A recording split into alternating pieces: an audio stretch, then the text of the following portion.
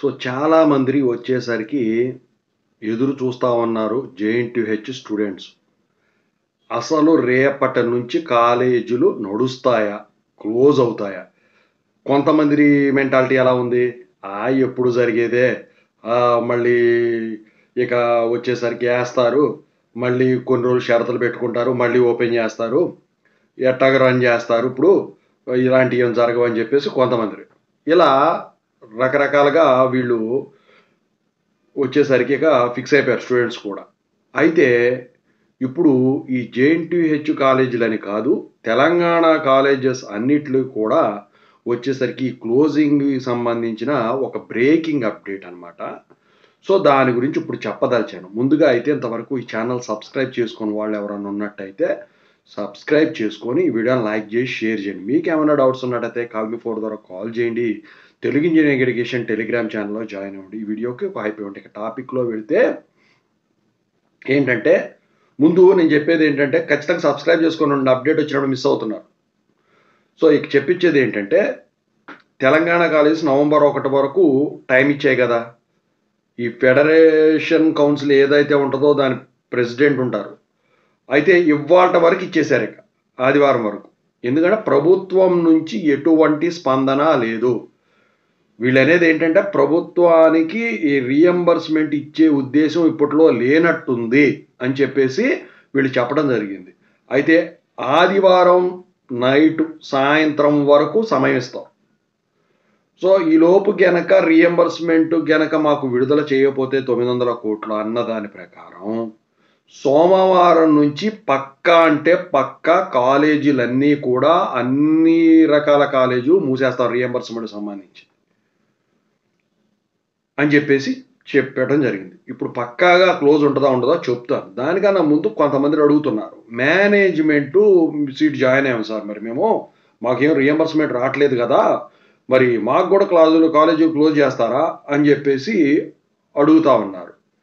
నువ్వు కొనుక్కున్న సీటు కొనుక్కోకుండా ప్రభుత్వం తరపు నుంచి ఆటోమేటిక్‌గా మీకు సీట్ వచ్చిన కౌన్సిలింగ్‌లో అది వచ్చేసరికి ఏంటంటే బంద్ అంటే అందరికీ సమానంగానే ఉంటదండి. నీ ఫీజు కడుతున్నావు అని చెప్పేసి నీకు సెపరేట్‌గా అయితే కాలేజీ కండక్ట్ చేయరు. సో, ఇంకా చెప్పొచ్చేది ఏంటంటే వీళ్ళు ఒక ప్రణాళిక ప్లాన్ చేసుకున్నారు. ఆ ప్రణాళిక ప్రకారం మీరు తెలంగాణ రాష్ట్రం అప్పుడు చూసారో లేదో, సో, తెలంగాణ రాష్ట్రం విడిపోకముందు నిరసనలు తెలియజేశారు చూసారా? ఆ టైప్‌లో మొదలెడతామని చెప్పేసి. అంటే ఆ టైప్ అంటే ఆ టైప్ కాదు. అట్లా నిరసన చేస్తాం. బహిరంగ సభలు పెడతాం. పలానా తేదీ నుంచి బహిరంగ సభలు పెడతాం అని చెప్పేసి కొన్ని లక్షల మంది స్టూడెంట్స్‌ని కూడా ఫ్యాకల్టీని కూడా హైదరాబాదు తీసుకొచ్చి బహిరంగ సభలు పెడతాం. పల్లెటూరు నుంచి కూడా ఫ్యాకల్టీని హైదరాబాదు తీసుకెళ్తామన్నట్టు చెప్తా ఉన్నారనమాట. అంటే ఫ్యాకల్టీ అనేవాడు ఎక్కడున్నా ఫ్యాకల్టీయే కదా! ఖచ్చితంగా ఎళ్ళాల్సిందే. మరి జీతాలు కావాలంటే తప్పదు కదా! ఇప్పుడు మనం ఏదన్నా వచ్చేసరికి రాటిఫికేషన్‌కి ఎళ్ళాలనుకోండి, ఖచ్చితంగా ఫ్యాకల్టీ ఎళ్ళాల్సిందే హైదరాబాద్‌కి. అలాగే ఇంకేదన్నా పేపర్ వాల్యుయేషన్‌కి ఎళ్ళాలంటే ఎళ్ళాల్సిందే. ఇక సమస్య వచ్చినప్పుడు కూడా చేయాల్సిందే కదా! సో, ఖచ్చితంగా అయితే వీళ్ళు కూడా తీసుకుపోయే పరిస్థితులైతే కనిపిస్తా ఉన్నాయి. అయితే ఇక్కడ మరి కాలేజీలు పక్కా క్లోజ్ అవుతాయా? క్లోజ్ అవ్వవా? అంటే మాత్రం రేపటి నుంచి పక్కాగా అయితే కాలేజీలు క్లోజ్ అవుతాయి. అయితే తాత్కాలికంగా. మరి దానికి సంబంధించిన అఫీషియల్ అప్డేట్ ఎప్పుడొస్తది? అఫీషియల్ అప్డేట్ యూనివర్సిటీ నుంచి రాదండి. మీ కాలేజీ వాళ్ళు, యాజమాన్యం వాళ్ళు ఎవరైతే ఉన్నారో వాళ్ళంతా కూడా ఈ ఫెడరేషన్ కౌన్సిల్‌లో ఉన్నవాళ్ళు ఉంటారు కాబట్టి, వాళ్ళు ఏది చెప్తే వీళ్ళు పాటించాలి కాబట్టి ఖచ్చితంగా ఇవాళ సాయంత్రానికి మీకు అప్డేట్ వస్తది ఇళ్ళ దగ్గర ఉన్న వాళ్ళకు. ఇక హాస్టల్‌లో ఉన్న వాళ్ళకు వచ్చేసరికి మధ్యాహ్నానికో, సాయంత్రానికో పంపించడం జరుగుతుంది. ఏంటంటే పంపించడం ఈజీయే గదా! మళ్ళీ తీసుకురావడం ఎంతసేపు? ఒకవేళ పంపించిన పోయినసారి అదే గదా! దసరాకు ముందు జరిగింది అదే గదా! సో, ఇళ్ళకి పంపించిన వాళ్ళని వెనక్కి రప్పించేశారు. కొంత డబ్బులిచ్చేపాటికి. సో, అందుకని ఇవాళ మధ్యాహ్నానికి ఖచ్చితంగా అయితే పంపిస్తారు. బంద్ శాతం వచ్చేసరికి 99.99% ఖచ్చితంగా కాలేజు క్లోజింగే అవుతది. అన్నీ గూడా. తాత్కాలికంగా. మరి ఎన్ని రోజులు నడుస్తది సార్ అది మీరు అని అడగొచ్చు.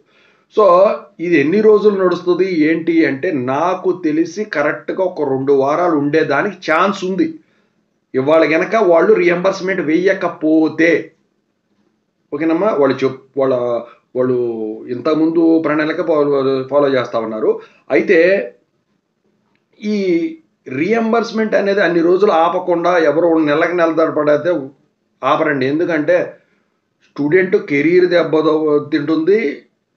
ఇప్పుడు కాలేజీలు వచ్చేసరికి అకాడమిక్ ఇయర్ వెనక్కిపోతుంది. ఏదైనా కానివ్వండి, degree, BTech, B pharmacy, M pharmacy, diploma ఏదైనా కానివ్వండి, రియంబర్స్మెంట్ మీద నడిచేదే కాదు, మేనేజ్మెంట్ ద్వారా నడిచేది కూడా ఇదవుతుంది.